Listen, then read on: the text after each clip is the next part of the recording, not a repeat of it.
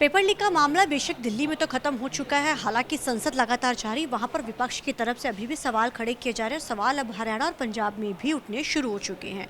हमारे साथ इस समय बात करने के लिए अनिल सरीन जी मौजूद है। सरीन जी, आप कह रहे हो कि पेपर लीक पंजाब में भी कई बार हुआ, लेकिन सरकार कहती है नकल वालों को हमने सजा दी है। वो कहते हैं पंजाब में पेपर लीक नहीं बल्कि हमने तो सजा दी है लोगों को।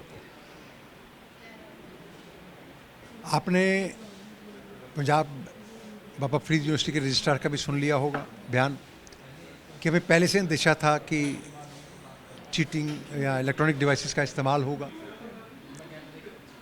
उनको क्यों नहीं रोका गया? अगर आपको अंदेशा था तो क्यों नहीं रोका, क्यों फ्रिस्किंग नहीं की? ये दर्शाता है कि एक प्लान के तहत बच्चों को हाई टेक डिवाइसेस अंदर ले जाने का आपने छूट दी। दूसरा, मुझे बड़े दुख से कहना पड़ता है कि हमारे यहाँ पर 92 मूर्खों की सरकार है। तो एक सिंपल सी बात है, जो लोग चीटिंग और लीकेज का डिफरेंस ना समझ पाए वो सरकार क्या चलाएंगे? चीटिंग होती है, आप प्रिमिसेस के अंदर, एग्जामिनेशन सेंटर के अंदर बैठे बच्चा कुछ चीट करता है, कुछ चिट से करता है या कुछ डिवाइस से भी कर सकता है। चलो मैं यहाँ तक आ जाता हूँ, वो होती है चीटिंग।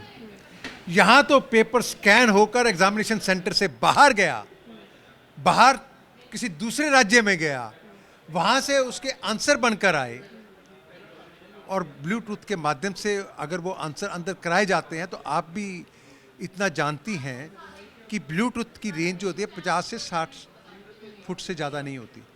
इसका मतलब उनका जो सेकंड हैंडलर था जो अंदर पेपर करवा रहा था वो यहाँ तो उस एग्जामिनेशन सेंटर के अंदर ही था, यहाँ जहां पर उस हॉल के बिल्कुल बाहर था। जब पेपर एग्जामिनेशन के समय में एग्जामिनेशन सेंटर से बाहर चले जाए तो उसको लीकेज कहते हैं। अब इन मूर्खों को कौन समझाए? पर सरीन जी, आप लोग अब करने क्या जा रहे हैं? आप कहते हैं कि हमारा अगर आपके पास एविडेंस है या चीज़ें हैं तो अब क्योंकि विधानसभा का 3 से सत्र शुरू होने जा रहा है, तो क्या आप लोगों की तरफ से सत्र में, क्योंकि आपके 2 विधायक का मुद्दा उठाया जाएगा, कांग्रेस और बीएसपी का एक है और आज़ाद उम्मीदवार भी क्या साथ लेकर भारतीय जनता पार्टी मांग करती है। इनके नेता अरविंद केजरीवाल और मिश्रा अभी दिल्ली में कह रहे थे ना, अगर हमारे राज्य में होता तो हम इस्तीफा ले लेते। अब पंजाब की जनता पूछती है कि आप अपने शिक्षा मंत्री हरजोत बैंस का इस्तीफा कब लोगे? अब पंजाब की जनता पूछती है कि अपने सेहत मंत्री बलबीर सिंह का इस्तीफा कब लोगे? ये लोगों को कब तक दोहरी राजनीति चलाओगे? दूसरों के लिए कोई और होता है पैमाना और आपके लिए कोई और पैमाना। और अगर आप इस्तीफा नहीं लेते तो ये साफ दर्शाता है कि इसमें सीधे तौर पर आप खुद इन्वॉल्व हैं। हम देख रहे हैं पंजाब में किस तरह से पंजाब के बाहर राजस्थान और हरियाणा के लोगों की सिलेक्शन हो रही है। कैसे हो रही है? क्या पंजाब के हमारे बच्चे इतने नालायक? ये केवल आपके द्वारा इस सारे प्रोसेस को विशिएट करके पैसे लेकर अपने चहेतों को सिलेक्ट करने का जो कांड आप कर रहे हैं वो पंजाब की जनता बर्दाश्त नहीं करेगी। तो विधानसभा में भारतीय जनता पार्टी इस मुद्दे को जोर शोर से संसद से लेकर विधानसभा से लेकर सड़कों तक उठाएगी। अब क्योंकि ब्लास्ट हुआ है, आपने उसके बारे में भी अभी बताया है, किस तरीके से आप देखते हैं, क्योंकि इस तरीके के ब्लास्ट पहले भी कई हो चुके हैं। भारतीय जनता पार्टी के संगरूर कार्यालय में पेट्रोल बम से हमला हुआ सैटरडे संडे की रात को लगभग 2:45 बजे के आसपास। ऐसा प्रतीत होता है कि जो हमलावर थे उन्होंने पूरी तरह से इसकी रेकी की हुई थी। वो चाहते थे कि ये जो पेट्रोल पंप है सीधा किचन में लैंड करे।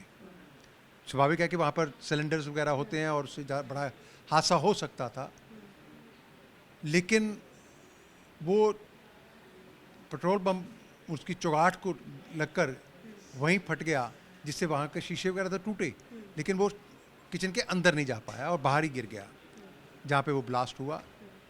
तो एक चीज़ तो हम इनको सबको बता देना चाहते हैं, जो भी अलगाववादी इन हरकतों से, भारतीय जनता पार्टी का कार्यकर्ता ना डरता है, ना झुकता है, ना रुकता है। आपकी इन कार्यतापूर्ण हरकतों से हम डरने वाले नहीं हैं। और दूसरा प्रश्न पंजाब सरकार की कारगुजारी पे उठता है। कहाँ है पंजाब की कानून व्यवस्था? चाहे चंडीगढ़ में ब्लास्ट हुआ हो भारतीय जनता पार्टी के कार्यालय पर, चाहे हमारे पूर्व मंत्री के घर पे ब्लास्ट हुआ हो और अब संगरूर में हुआ हो। यहाँ तो हर सप्ताह में एक पुलिस थाने पर ग्रेनेड अटैक होता है, तब भी ये सरकार की कान पर जूं नहीं रेंगती। क्या ये अलगाववादियों की सरकार है जिसका इनके ऊपर दोष लगता था? क्या इनके अलगाववादियों से साठगांठ है?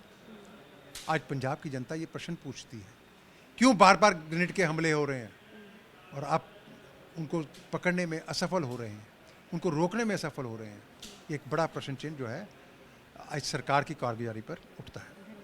तो ज़ाहिर सवाल कई खड़े किए जा रहे हैं। अब देखना बड़ा अहम रहेगा कि आखिर इस पूरे मामले में क्या होता है। कैमरामैन जस्सी के साथ चंडीगढ़ से TV9 के लिए अमनप्रीत कौर।